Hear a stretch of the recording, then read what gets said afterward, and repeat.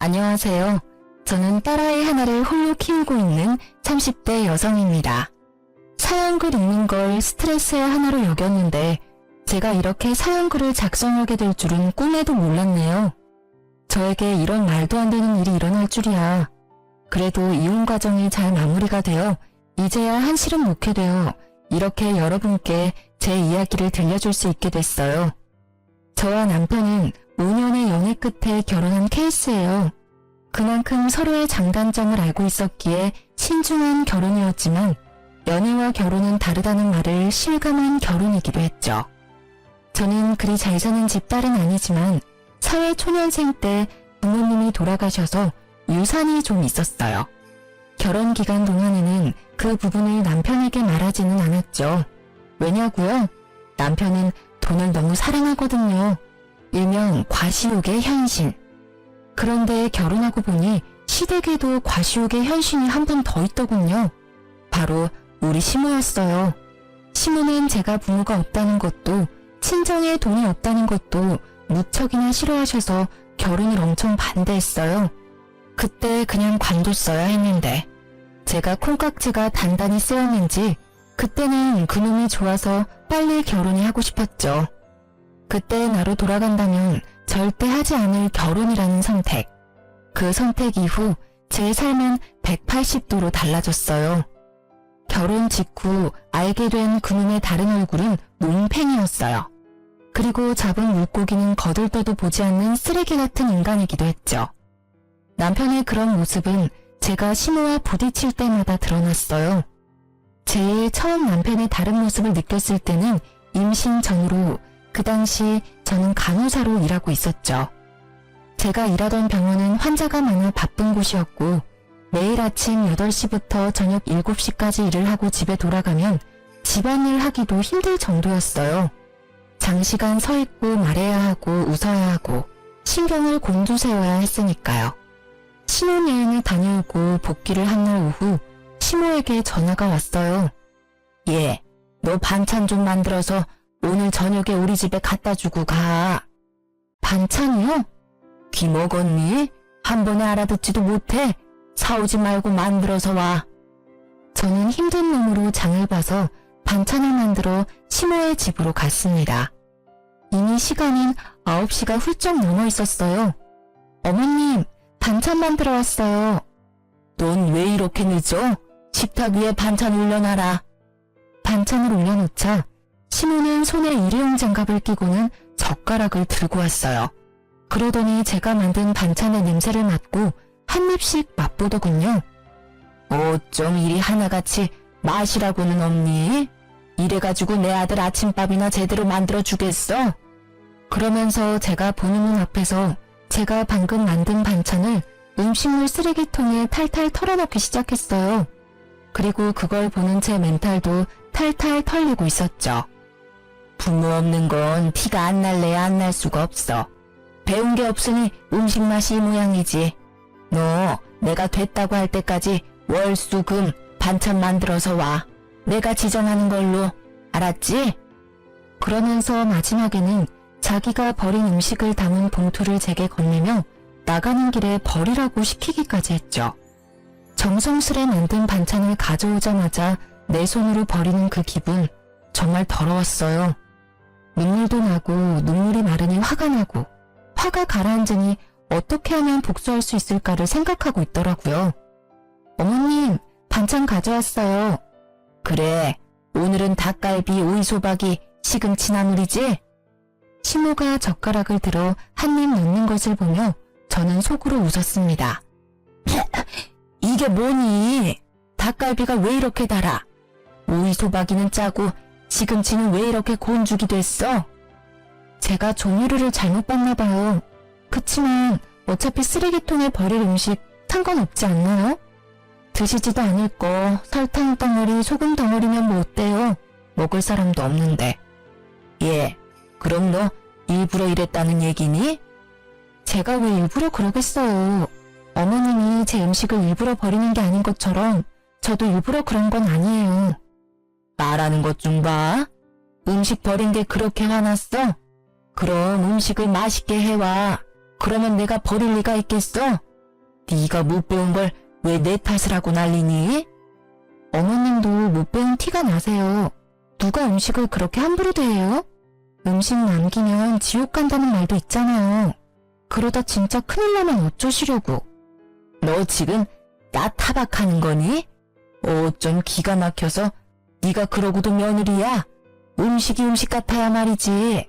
소염물 같은 음식도 반찬이라고 시어머니한테 가져오다니. 네, 어머님이 그렇게 말씀하시면 어쩔 수 없죠. 소염물 같은 음식 2번 다시 어머니께 가져다 드리지 않을게요. 그럼 됐죠? 결국 저는 6개월 만에 반찬 지옥에서 벗어났습니다. 그러나 그 뒤에는 더 큰 지옥이 기다리고 있었어요. 육아휴직 중에 시모의 호출로 시작된 그 일이요. 너 오늘 쇼핑하는 때 따라와라. 그날은 우리의 음력 생일이었어요.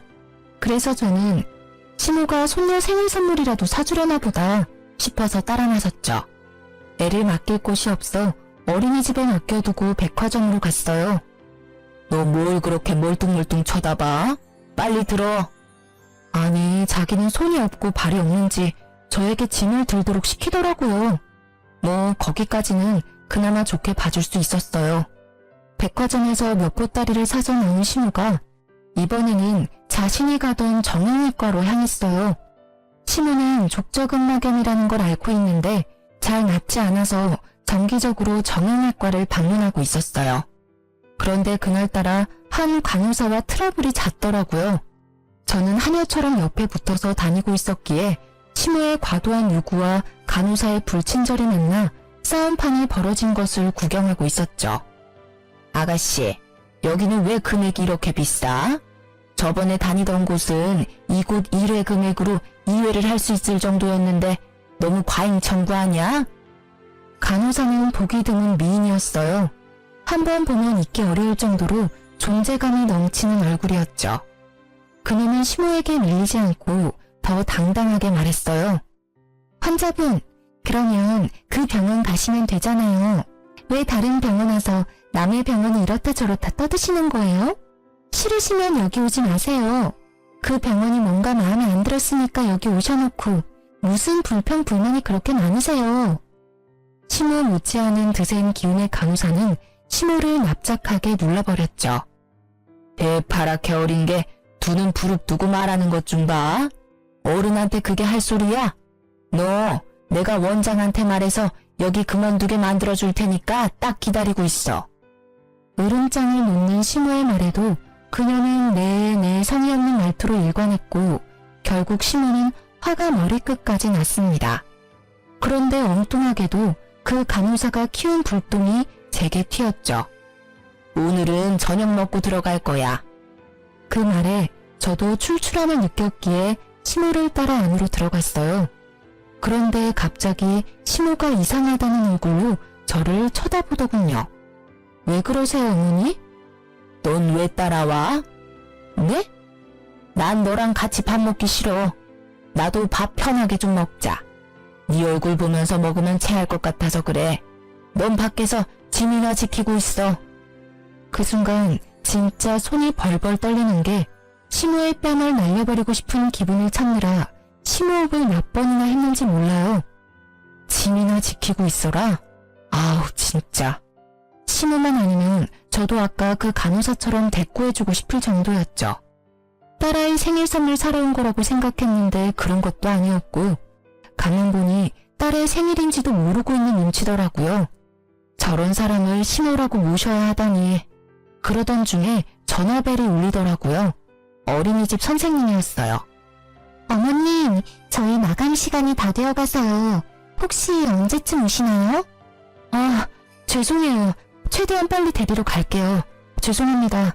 갈 때까지 조금만 봐주세요. 전화기 너머로 연신 고개를 숙이며 사죄의 말을 한 저는 남편에게 급히 전화를 걸었습니다. 당신 빨리 어린이집에 좀 가봐. 마감 시간이라는데 내가 가기가 좀 그래. 당신 애 보려고 육아휴직하는 거 아니었어? 지금 어디서 뭘 하고 있길래 애도 맡겨놓고 밖이야. 내가 지금 놀고 있으면 당신한테 전화했겠어? 다짜고짜 왜 나한테 화내고 난리야. 나 지금 어머님하고 밖에 나와 있거든? 당신 퇴근 시간 넘었는데 집 아냐? 나 지금 바빠. 갑자기 전화해서 데려오라 말라야. 나 안 갈 테니까 당신이 알아서 해. 자기 말만 하고 끊어버리는 남편 때문에 저는 열이 더 받았고 결국 이제 막 밥 한 술 뜬 시모에게 가서 말했어요. 어머님, 어린이집에서 마감 시간이라고 연락 왔어요. 제가 데리러 가야 할 것 같은데 괜찮을까요? 저는 최대한 정중히 물어봤어요. 설마 손녀딸 일인데 그마저도 하지 말라고 하지는 않겠지. 그렇지만 시모는 제 짧은 생각을 한참 넘어서는 상식의 소유자였어요. 네가 가면 내 짐은 누가 지키니? 그리고 나 혼자 저 많은 짐을 어떻게 들고 가? 넌 생각이 있는 애니 없는 애니? 어머니야말로 생각이 있어요? 라고 묻고 싶은 걸 꼭 참았습니다. 그리고 다시 정중하게 말씀드렸어요. 어머님, 어린이집 마감이면 선생님도 집에 가셔야 해요. 우리 애 하나 때문에 선생님 힘들게 할 수는 없는 노릇이잖아요. 그게 그 사람들 일 아니니? 바쁜 사람 위해서 어린이집이 있는 거지. 그렇죠. 바쁜 사람을 위한 어린이집이죠. 그런데 저는 바쁜 일이 없으니까 그만 가보겠습니다. 어차피 밥은 어머님 혼자서 드시고 짐은 발이 달린 것도 아닌데 알아서 잘 있겠죠. 집에 가실 때는 알아서 하세요, 그럼. 야, 너 어디 가? 짐 하나라도 없어지면 네가 책임질 거야? 당장 이리 오지 못해? 제 등 뒤에서 고래고래 고함을 지르는 시모를 모른 채 하고 저는 택시를 타고 어린이집으로 갔습니다. 택시 안에서 초조하고 미안한 마음에 눈물이 다 나더라고요. 두 번 다시 내가 저놈의 시모 믿나 봐라 하는 마음만 가득했어요. 애는 늦게까지 혼자 있어서 그런지 시무룩해 보였어요. 저는 백화점에서 딸 생일 선물 하나 사오지 못한 저를 원망했어요. 점심때 어린이집에 맡기면서 우리 딸 생일 선물 사오겠다고 말했는데 그걸 지켜주지 못해서 속상했거든요. 집에 와서 아이를 재워놓고 나니 억눌렀던 화가 차오르는 것이 느껴졌습니다. 12시가 넘어서야 남편놈이 어슬렁어슬렁 기어들어오더군요. 당신 지금까지 어디서 뭐하다가 오는 거야?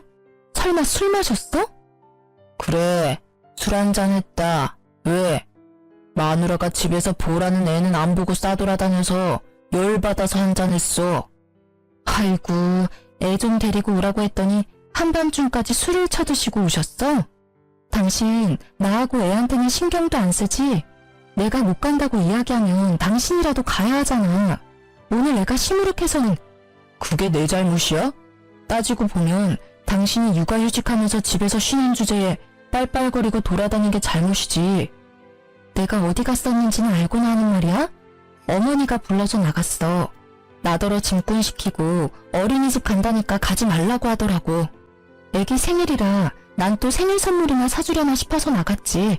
선물? 선물은커녕 사람을 식모처럼 부리는데 어떻게 둘이 그렇게 똑같아? 똑같이 무신경하고 제멋대로야. 야, 너 우리 엄마 욕하는 거야? 가만히 보면 너는 우리 엄마에 대한 존중이 없어. 엄마가 일부러 그랬겠어? 곤란하니까 그랬겠지. 네 생각만 하지 말고 다른 사람 생각도 좀 해. 아니, 저녁 시간에 어머니는 식사하러 들어가시고는 나한테는 밖에서 짐 지키라는데 당신은 이해가 돼? 나는 어머님이 일부러 그랬다는 생각밖에 안 들어. 며느리 시집살이 시키는 거로밖에 안 보인다고. 밥도 못 먹고 밥 먹는 거 지켜보면서 멀뚱히 서 있는 게 얼마나 비참한지 당신은 이해할 수 있어? 그래서 꼴랑 밥 한 끼 못 먹게 했다고 이 난리야? 그게 그렇게 억울해? 자, 돈 줄 테니까 가서 먹고 와. 아주 배 터지게 먹고 와. 그럼 되겠네. 갑자기 지갑을 열어젖힌 남편이 제 얼굴로 10,000원짜리 한 장을 집어 던졌어요. 순간 그 치욕과 더러운 기분이 한데 뭉치면서 제 눈깔도 돌아버렸습니다. 이 인간이 돌았나? 지금 내 얼굴에 돈을 던져? 내가 지금 돈 없어서 그러는 줄 알아? 사람을 하녀처럼 부려먹는 당신 엄마한테 열받아서 그러지. 당신 엄마? 이게 오냐오냐 하니까 시어머니를 뭐라고 생각하는 거야? 그리고 돈 준 게 싫어? 너 매일 입만 열면 돈 없다 앵앵대잖아. 그리고 남들은 애 보면서 살림도 잘만 하는데 당신은 그거 하나도 제대로 못해서 바쁜 사람 오라가라야. 진짜 한 대 패버리고 싶은 걸 겨우 참았어요. 저놈이 지금까지 돈 없다는 제 말을 이런 식으로 받아들인 줄 몰랐어요. 매번 남편 사치를 말리려고 돈 없다고 자제시킨 것뿐인데. 그래, 남의 남편들은 일하면서도 애한테 어찌나 지극정성인지. 그에 비하면 우리 애아빠라고 있는 놈은 그 와중에 자기 엄마랑 똑같이 애 생일까지 잊어버리고 바로 어제 이야기했는데 애 얼굴 보는 거 미안하지도 않니? 음력 생일이 뭐가 중요한데 양력 생일 챙겨주면 되잖아. 이러니 내가 당신을 못 믿지. 당신 아버님이 음력 생일 지내라고 한 거 잊었어? 어떻게 아버님만 연락 올 수가 있어? 당신이 오늘 어떻게 나오는지 보고 아버님한테 말할까 말까 고민했는데 안 되겠어. 내일 당장 전화해서 이야기할 거야. 잠깐만. 그런 걸로 무슨 전화까지 해. 좋아. 그럼 내일 가족끼리 가까운 동물원이라도 갔다 오자. 우리 딸 동물원 좋아하잖아. 헬렐레 하던 남편을 바짝 긴장하게 만든 건 제가 아니라 시부였죠. 남편은 시부가 운영하는 작은 회사에서 관리직이라는 명목뿐인 직급으로 일하면서 월급을 받고 있거든요. 게다가 월급 외에도 손녀 용돈이라는 명목으로 매달 몇십만 원씩 주셔요. 몰래 저한테는 따로 용돈도 주시고요. 그만큼 시부는 며느리와 손녀딸에게 잘해주셔요. 진짜 남편놈한테 화나면 다 때려치고 싶다가도 할아버지 품에서 방긋방긋 미소 짓는 딸 생각에 내가 참자고 포기할 때도 있었어요. 제발 정말로 이제 좀 잘하자. 그리고 당신 어머니한테 말 좀 해줘. 매번 불러내시면 이번에는 진짜 아버님께 말씀드릴 테니까. 그래, 내가 엄마한테 전화해서 잘 처리할게. 잠깐만 기다려봐. 지금 당장 전화할게. 그러더니 생각이 있는지 없는지 새벽 1시에 시모께 전화를 하지 뭐해요. 저는 어이가 없었지만 시모도 된통 당하길 마음으로 막지 않았어요. 엄마는 왜 애 잘 보고 있는 주부를 불러다가 그런 일을 시켜? 그리고 애 손녀 생일을 잊고 사는 할머니가 세상에 어딨어?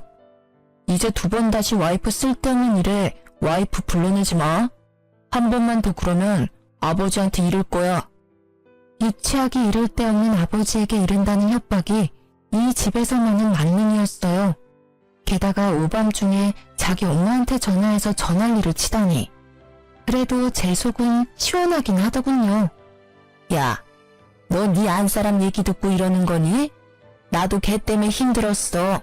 짐꾼으로 불렀는데 휙 가버리고 결국 택시기사님이 옮겨주셨지 않니? 엄마, 와이프가 무슨 짐꾼이야? 결국 목소리 큰 놈이 이긴다고 목소리도 크고 막무가내인 남편놈에게 시모가 졌습니다. 데리고 다녀서 미안하다는 말을 끝내 하게 만든 남편이 전화를 끊으며 씩 웃었지만 저는 웃지 못했어요. 아까 전에 남편이 던진 10,000원의 기억이 계속 머릿속에 남아있었으니까요. 그래도 이때는 이혼까지 생각하진 않았어요.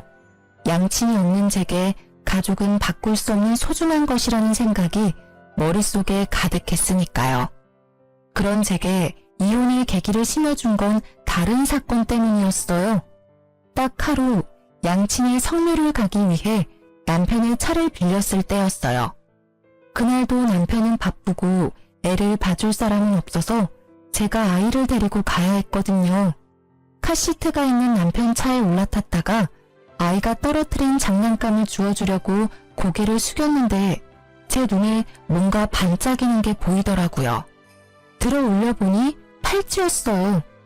저는 액세서리를 별로 좋아하는 편이 아니라 제 것은 분명히 아니었는데 그 여성이 착용할 것 같은 디자인은 납골당 다녀오는 내내 찝찝하게 머릿속을 맴돌았어요. 설마 이놈이 바람까지 폈겠어? 아니야. 직장 동료가 회식 때 탔다가 흘린 걸지도 모르지. 고민하던 저는 정면 돌파를 선택했어요. 여보, 당신 차에 팔찌가 있는데 누구 거야? 어떻게 생긴 건데? 내 차에 있는 거면 엄마 거 아닐까? 생각보다 태연하게 답하는 남편의 모습에 의심이 살짝 누그러졌지만 혹시 몰라 신호의 집으로 향했어요. 남편 말이 맞다면 어머니한테 돌려주는 게 맞으니까요. 어머님, 혹시 이런 팔찌는 얼마 정도 할까요? 내가 그걸 어떻게 알아? 근데 너 팔찌 샀니? 애 보는 엄마가 무슨 팔찌야? 게다가 딱 봐도 싸구려처럼 보이는데. 하긴 너한테는 딱이긴 하네. 말 한마디 한마디에 빈정거림을 싣는 재주를 가진 시모를 제쳐두고 저는 제게 거짓말을 한 남편에 대한 찜찜함을 견딜 수 없었어요. 팔찌에 대해 알아보니 요즘 젊은 사람들이 선호하는 브랜드라고 하더라고요. 그날 저녁 저는 남편에게 팔찌에 대해 물었어요. 이 팔찌 어머님 거 아니라는데? 당신 혹시 어린 여자 맞나? 딱 봐도 젊은 애들이나 할 법한 팔찌잖아. 무슨 소리야. 엄마가 아니면 직원들 중에 누가 떨어뜨렸겠지. 난 진짜로 결백해. 못 믿겠으면 전화 내역, 문자 내역 다 봐봐. 나 목욕하고 올 때까지 열심히 찾아봐. 어차피 아무것도 안 나오겠지만. 그 말을 끝내고 남편은 진짜로 제게 폰을 맡기고는 욕실로 갔어요. 진짜 아닌가? 하며 폰을 뒤지는데 정말 아무것도 없더라고요. 남편에게 미안한 짓을 했다며 뒤로 빠져나오려다 저도 모르게 스팸 차단된 메시지를 들어갔는데 우와, 상간녀와의 불륜 메시지가 끝도 없이 이어지더라고요.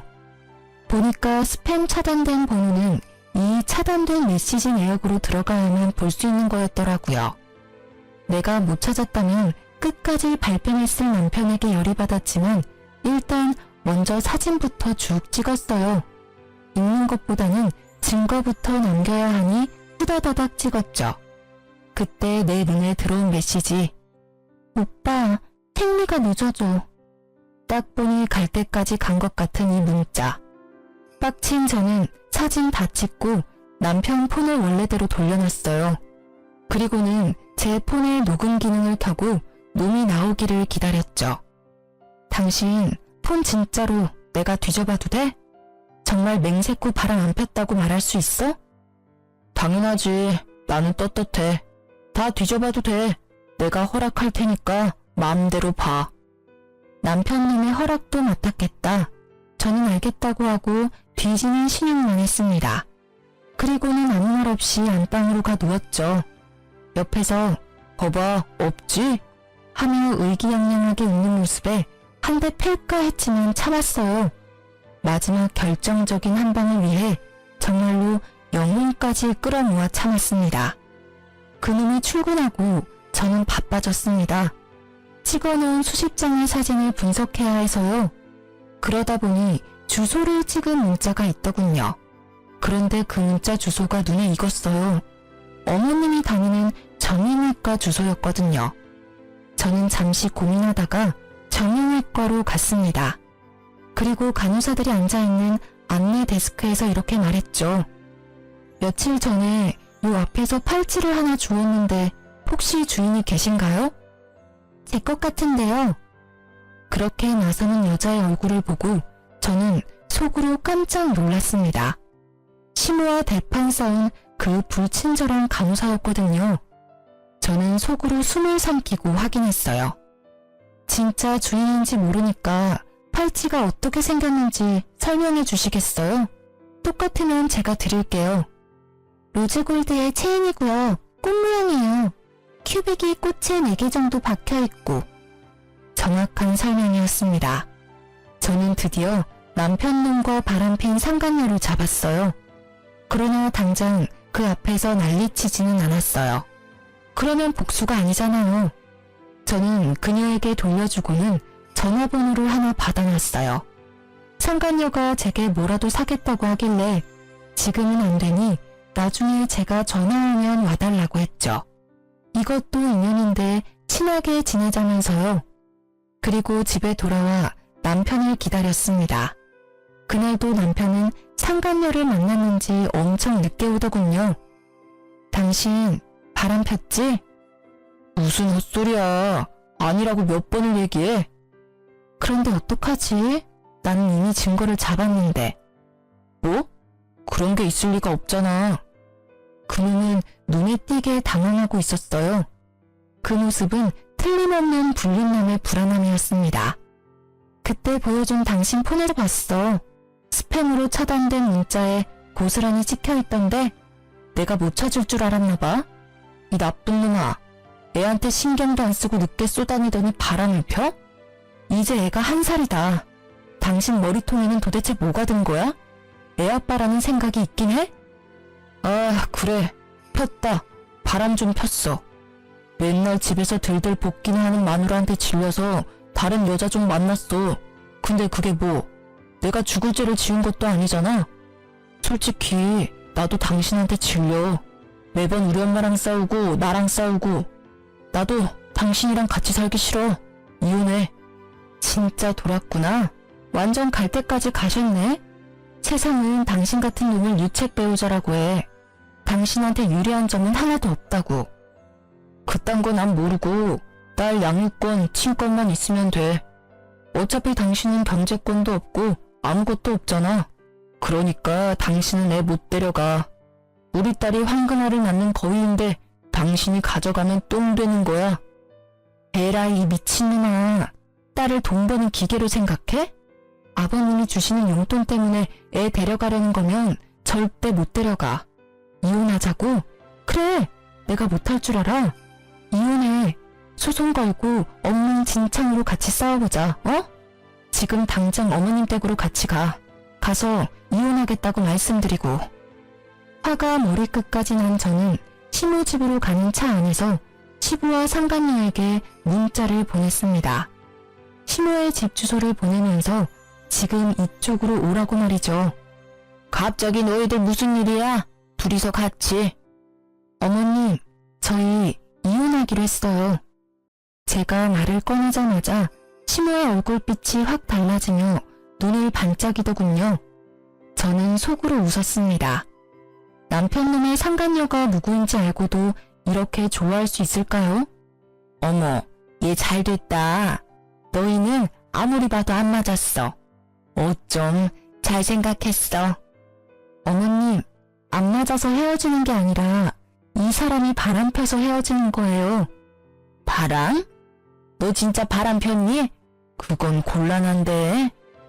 저는 시모가 맞받아칠 줄 알았는데 시모는 답지 않게 당황스러운 표정을 지어 보였습니다. 곤란한 게 아니라 잘못된 거죠.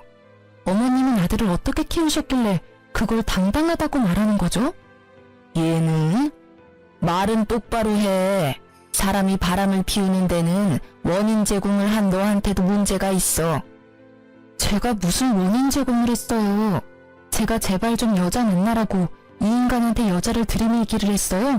아니면 여자한테 우리 남편 좀 만나달라고 빌기라도 했어요? 말을 참 이상하게 하네요? 잘못은 이 새끼가 했는데 왜 제 탓을 하세요? 네 꼴을 좀 봐.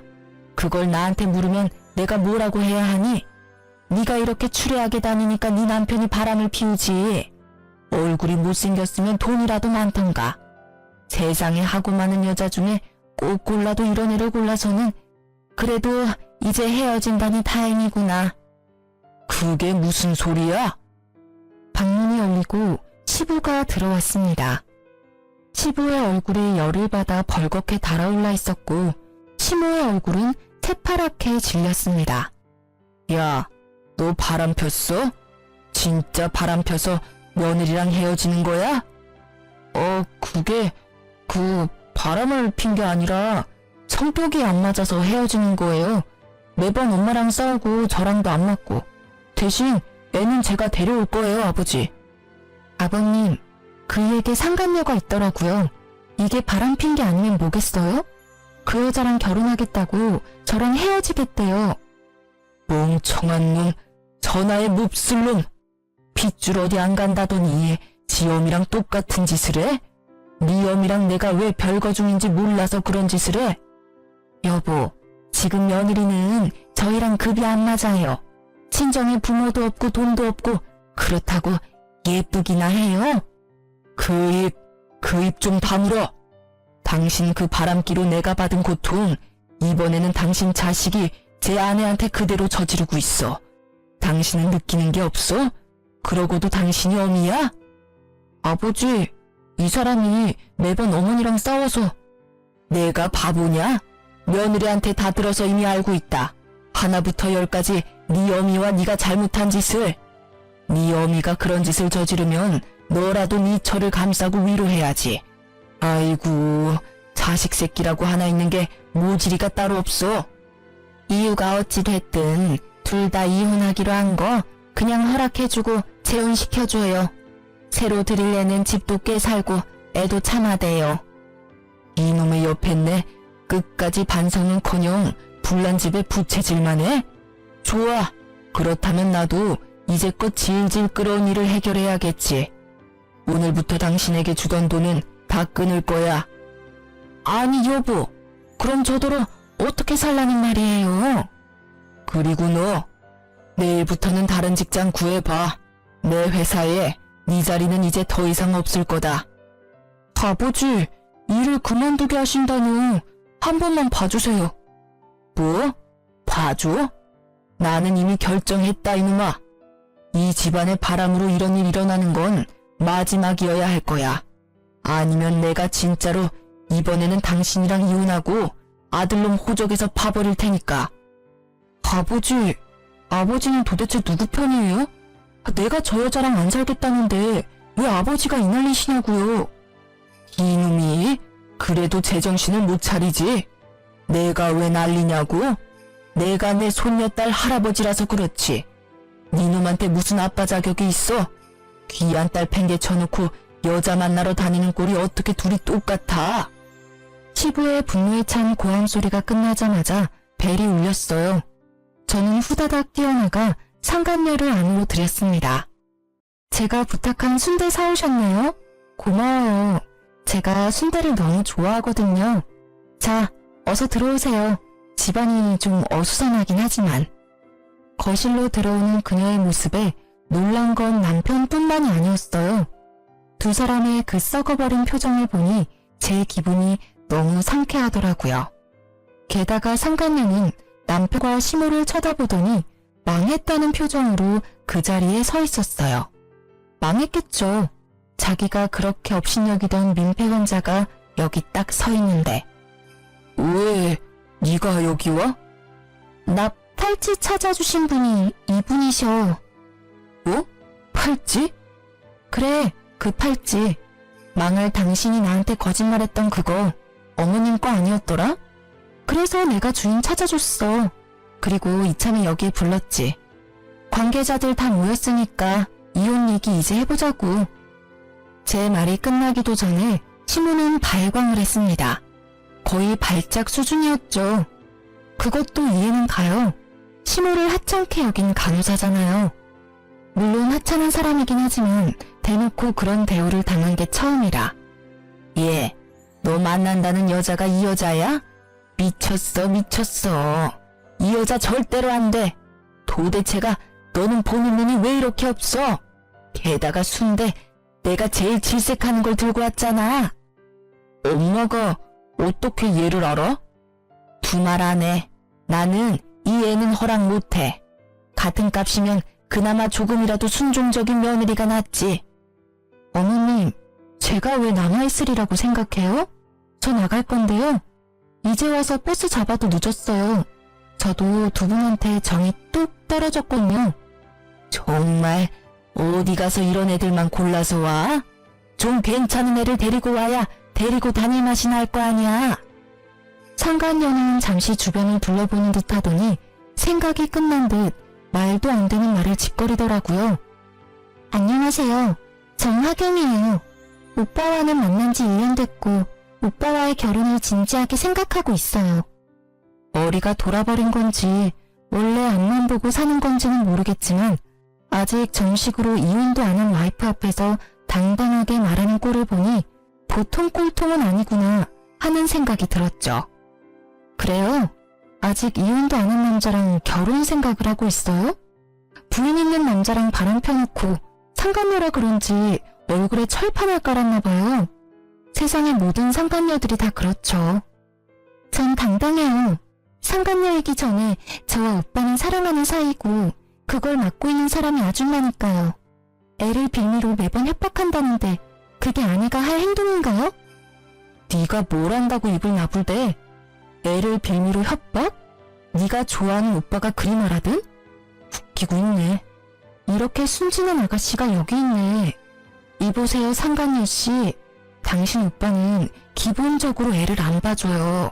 애를 빌미로 협박? 당신 오빠가 애를 무서워할 것 같아? 정작 무서워하는 건 따로 있는데?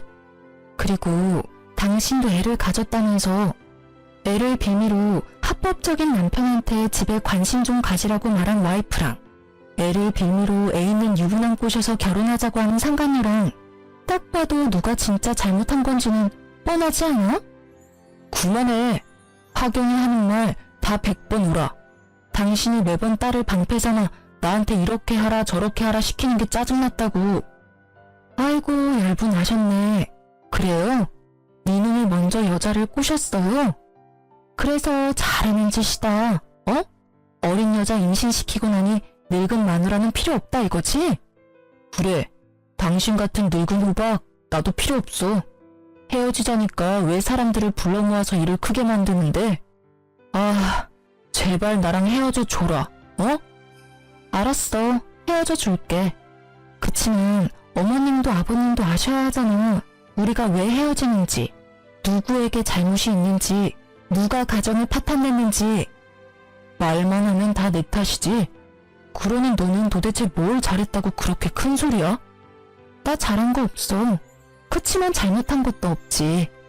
나는 지금 횡단보도에서 신호 지키며 서 있다가 뺑소니 당한 기분이거든. 잘못한 게 없어? 매번 엄마랑 싸우고 나한테 이빨 들이댄 게 누군데? 엄마가 처음부터 당신이랑 결혼 반대할 때 알아봤어야 했어. 야, 돈 없이 커서 궁상 맞은 것도 하루 이틀이지. 어떻게 매번 돈 없다고 나를 들들 볶을 수가 있어? 망할 남의 편이 꺼낸 그 말이 비수가 되어 제게 꽂혔지만 저는 등 뒤에 칼 꽂을 생각에 기분이 더 좋아졌어요. 돈 없이 커서 궁상 맞은 나에게 몇 억의 유산이 있다는 걸 알면 이놈은 어떤 반응을 할까 싶었거든요.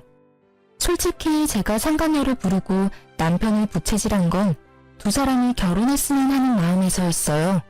저는 이 여자에게 주고 싶었어요. 제가 이 지랄 맞은 시모와 남편에게 당한 수모와 치욕스러움을 말이죠. 분명히 이 두 사람은 내가 없으면 다른 사람에게 똑같은 행동을 하겠죠. 이 상간녀가 왜 남편과 결혼하고 싶어 하는지는 눈에 선해요. 딱 봐도 남편은 돈 많게 생겼으니까요. 제발 둘이 결혼해서 너도 나처럼 눈물을 흘리며 고생해봐 하는 마음뿐이었죠. 우리 둘의 설전을 말린 건 시부였습니다. 둘 다 그만해라. 여기서 단단히 내 일러두는데 내가 죽으면 당신하고 당신 아들은 내 유산 받을 생각 꿈에도 하지 마. 내 재산 반은 사회에 환원하고 반은 소녀딸에게 줄 테니까. 그 말만 남기고 시부는 떠났고 남겨진 두 사람은 설마 진짜 그럴 리가 있겠냐며 의외로 낙관적인 생각을 하더라고요. 그래서 제가 그들이 그런 생각을 못하게 진실을 알려줬습니다. 아버님이 저번에 변호사와 유언장 다시 작성했다고 하셨는데 다들 그건 잊고 계시네요. 거기 뭐라고 적혀있을지 궁금하지는 않으신가 봐요? 저는 그렇게 말하고 그 집에서 나왔습니다. 집에서 딸과 제 물건을 챙겨 나오고서는 남편과 이혼소송 진행했어요. 부모님이 남긴 유산으로 교회에 적당한 집도 하나 사고 파트타임으로 일하며 일자리도 얻었어요. 그리고 제가 집을 샀다는 걸 어디서 들었는지 시모가 제 집으로 찾아왔더군요. 예, 잘 지냈니? 일하느라 애 보니 힘들지? 그래서 내가 반찬 좀 싸왔어. 시모의 몰골은 웃기지도 않았습니다. 언제나 명품을 휘두르고 있던 시모에게 명품이라고는 하나도 보이지 않았으니까요. 내가 많이 잘못했어. 너한테 돈이 많았다면 미리 얘기하지 그랬어. 그랬으면 내가 그렇게까지 하지는 않았을 텐데. 아들도 많이 후회하더라. 그러니 다시 잘해보는 게 어떠냐? 이 집도 내놓고 우리 집으로 들어오고. 그리고 너 아직 네 시아버지랑 자주 만나는 것 같던데 그 사람한테 잘 얘기해서 나 용돈도 다시 받도록 해주고. 바뀐 줄 알았더니 하나도 바뀐 게 없더라고요. 사람 쉽게 바뀌지 않는다더니 어찌 이리 얄미운 부분은 그대로인지. 게다가 돈이 많았으면 나를 괴롭히지 않았을 거라는 그 생각이 정말 천박하고 예의 없는 생각이라는 걸 아직 모르더군요. 게다가 용돈을 다시 받을 수 있도록 해달라니. 제게 와서 할 말은 아니잖아요. 시부에게 가서 손이 발이 되도록 빌어야 할 일을 어째서 내게 책임 전가를 시키는지. 저는 쓰레기통을 가져와 시모가 가져온 반찬통 옆에 뒀습니다. 그리고 반찬통을 열어 하나하나 쓰레기통에 집어넣었어요. 반찬을 쌓으면 제가 용서할 거라고 생각했어요? 아이고, 뻔뻔한 것도 유전인가 봐요. 아주머니께서 당신 아들한테 저하고 헤어지고 다른 여자랑 잘해보라는 말 했을 때부터 우리는 연 끊은 거예요. 아시겠어요? 그러니 당장 나가세요. 결국 시모는 본전도 못 찾고 터덜터덜 나갔죠. 저는 소금을 들고 시모 뒤를 따라가 문 앞에서 밖으로 소금을 휙휙 쳤습니다. 아주 재수가 더러우려니 이런 일을 당하고. 제가 치는 소금에 어이없는 듯 바라보는 시모를 보며 저는 문을 쾅 닫았습니다. 속이 어찌나 시원하던지. 이 정도쯤 했으면 다시 찾아오지는 않을 거라 생각했는데 다음날 그 인간이 찾아왔더라고요. 남편은 집안에 들어오더니 생각보다 잘 사는 모습을 보고 놀란 것 같더라고요. 그러더니 그 짜증나는 낯짝으로 실실 웃으며 말하더라고요. 엄마가 당신 집에 다녀갔다는 이야기 듣고 들렀어. 잘 살고 있는 거 보니 좋다. 혹시 이혼 다시 생각해 볼 생각 없어? 당신이 원하면 나도 그 여자랑은 인연 끊을게. 내가 왜 당신 같은 놈이랑 다시 재결합을 생각해야 해? 이보세요, 아저씨. 정신 똑바로 차리세요. 지금 그 말부터가 이미 아웃이라고요. 뭐? 내가 원하면 그 여자랑은 인연을 끊어? 야, 이 모자란 놈아. 네가 최소한 나하고 재결합을 운운할 생각이었으면 그 여자랑 인연을 먼저 끊고 나한테 와야지. 순서가 한참 바뀌었잖아. 지금 살고 있으면서 무슨. 아서라, 네가 억만금을 들고 와도 너랑 다시 재결합은 안 해. 그러면 돈이라도 좀 빌려줘. 한 1,000만 원만. 미친. 나한테 돈 맡겨놨어? 그리고 왜 내가 너한테 돈을 빌려줘야 해? 내가 지금 당장 너한테 위자료 받아도 모자랄 판에. 그래, 이혼 소송하고 있으니까 막 가는 거야? 당신이 이렇게 돈 많이 있는지 몰랐지. 있었다는 걸 알았으면 나도 헤어지자고 하진 않았을 거 아니야. 이 말도 진짜 웃기다. 뭐? 돈이 있으면 헤어지자고 하지는 않았을 거라고? 그리고 상간녀랑 분류는 계속 했을 거고? 그게 더 지옥이었겠네. 이러고 보니 내가 너랑 이혼을 결심한 게 올해 들어 제일 잘한 일 같아. 당신이 맨날 돈돈거리니까 내가 다른 여자한테 간 거잖아. 그 부분은 당신이 잘못했다고 생각해. 나 모아놓은 돈도 없는데 일자리도 잃었어. 아버지가 퇴직하고 다른 데 알아보라고 해서. 퇴직금은? 그건 아버지가 내 차 가지고 가셔서 새로 차 샀어. 지금 당장 밥 사 먹을 돈도 없어서 힘들다고. 당신 돈 많아 보이니까.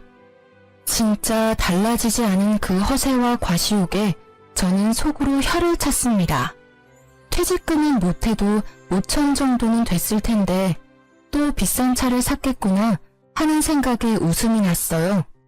그 상간녀는 지금 속에서 얼마나 열불이 날까 싶어서요. 그래? 그럼 어쩔 수 없네.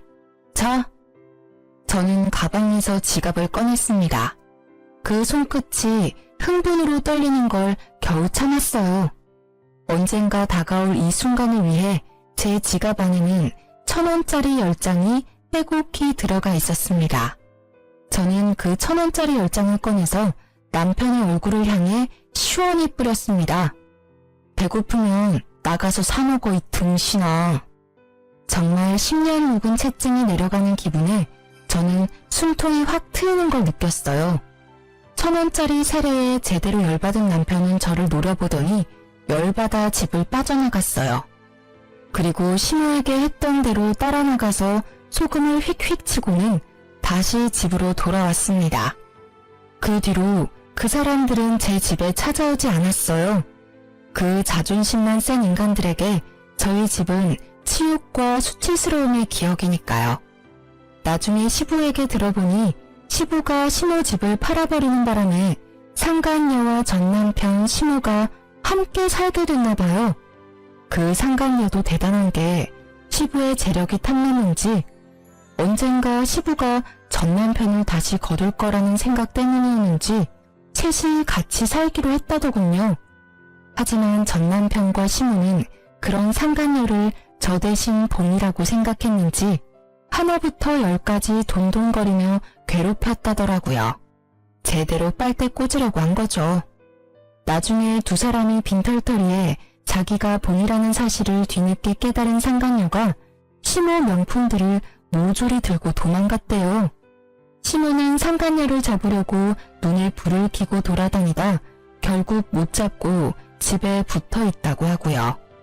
전 남편은 결국 일을 시작했으나 매번 잘려서 현재는 전단지 알바를 하며 살고 있다고 해요. 얼마 전에 그 동네에 들릴 일이 있었는데 다 잃고 기력까지 잃은 시모가 처음에는 못 알아볼 정도로 늙었더라고요.